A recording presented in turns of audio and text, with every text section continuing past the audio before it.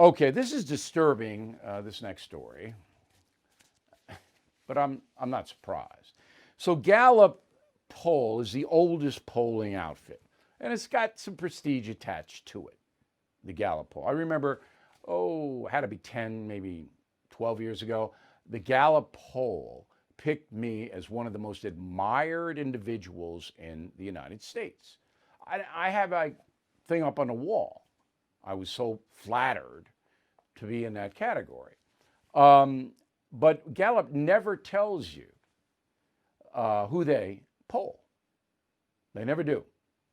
So the latest poll is, do you want to abolish the Electoral College? And 61% of those who answered the Gallup poll say yes, we don't want the Electoral College anymore. 38% say yes, keep it. By party, 89% of Democrats want the Electoral College out of there. All right, 10% of Democrats want to keep it. Republicans, 77 want to keep the Electoral College, 23% don't. Independents, 68 want the Electoral College out, 31 yes. So, the Electoral College, another thing that's very confusing. It's not taught in school. The founding fathers, particularly James Madison. You know, Madison opens Killing Crazy Horse.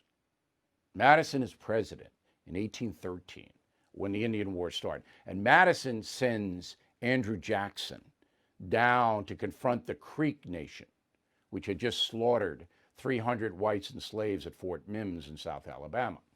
So Madison not only was president, but he was the brains, the real brains behind the Constitution. He understood that Boston, New York, and Philadelphia could override any vote in 1813.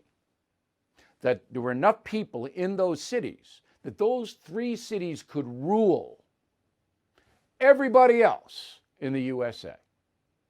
Now, Madison knew that in 1776. He knew that you just couldn't have a popular vote in a developing country where there were so many different states and so many different situations. The people in Georgia and Alabama and Tennessee had to have a say.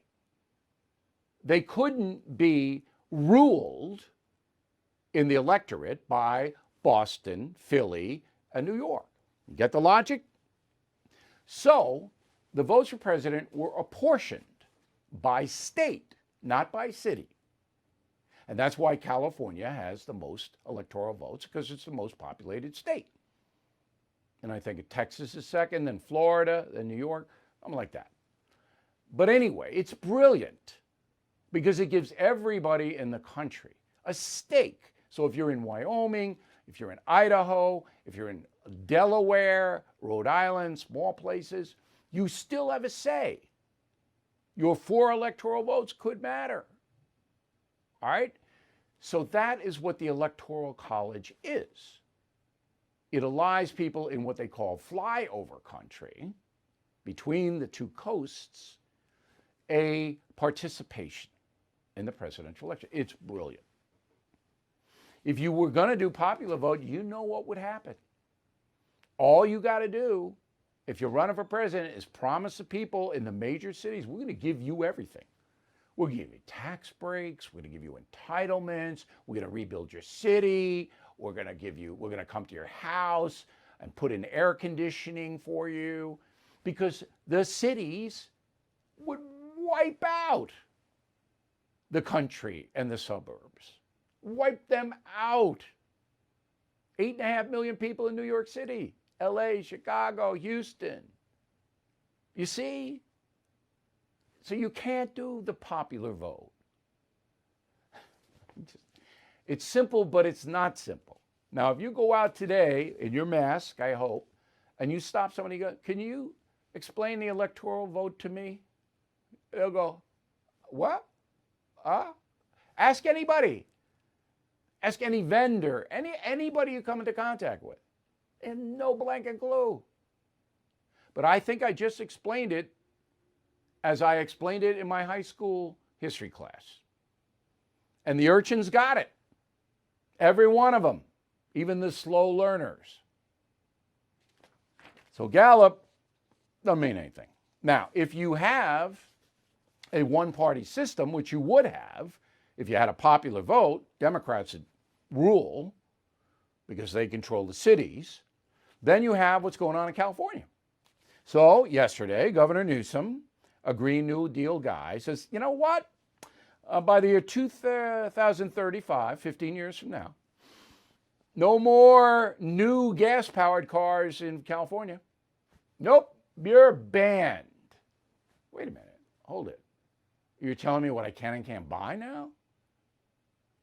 You're banning gas-powered cars?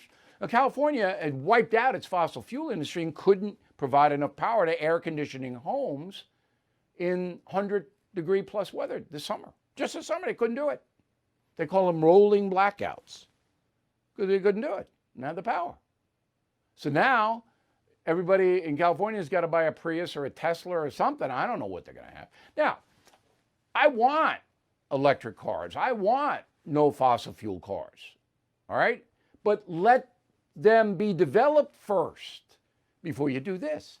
But the one-party state of California, any left-wing lunacy that comes along, yeah, we'll do that. Same in New York, same where I am. Got a communist running the biggest city in the country, de Blasio. 27% of people voted. That was it. All right? The other 73% stayed home. Well, you got a communist. Bill O'Reilly is back on TV and only on The First. No Spin News, every weeknight at 8 p.m. Eastern, only on The First.